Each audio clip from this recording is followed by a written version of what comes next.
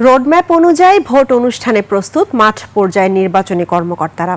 তবে সুষ্ঠু নির্বাচনের জন্য দ্রুত অধ্যাদেশের মাধ্যমে তাদের 4 দাবি বাস্তবায়নের কথা বলছে তারা। মানিক শিকদারের রিপোর্ট। ওয়ালটন এখন দেশের সীমানা পেরিয়ে পৌঁছে গিয়েছে 50টিরও বেশি দেশে। ওয়ালটন, ঘরে ঘরে বিশ্বজুড়ে। নির্বাচন ভবনে উপজেলা, থানা ও সমমানের নির্বাচন কর্মকর্তাদের সংগঠন ইলেকশন অফিসার্স অ্যাসোসিয়েশনের সাধারণ সভা। সেই নির্বাচন আয়োজনের মতো ন্যূনতম যে সক্ষমতার নির্বাচনী প্রস্তুতি, মাঠ পর্যায়ে সমন্বয়, ভোটার তালিকা হালনাগাদ এবং রোডম্যাপ অনুযায়ী নির্বাচন সুষ্ঠু করতে বিভিন্ন বিষয় উঠে আসে আলোচনায়।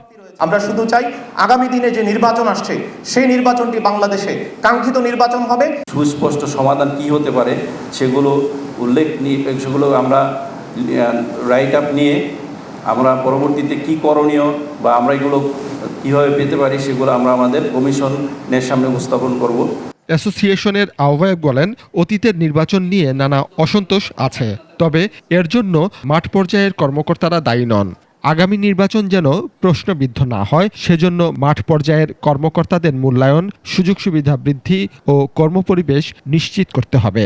সব দায়িত্ব আমাদের উপরে চাপাচ্ছেন, কখনো বলতেছেন কি একেবারে বিনা প্রতিদ্বন্দ্বিতায় নির্বাচন, সেটার দায়িত্ব আমাদের, কখনো বলতেছেন রাতের ভোট, সেটার দায়িত্ব আমাদের।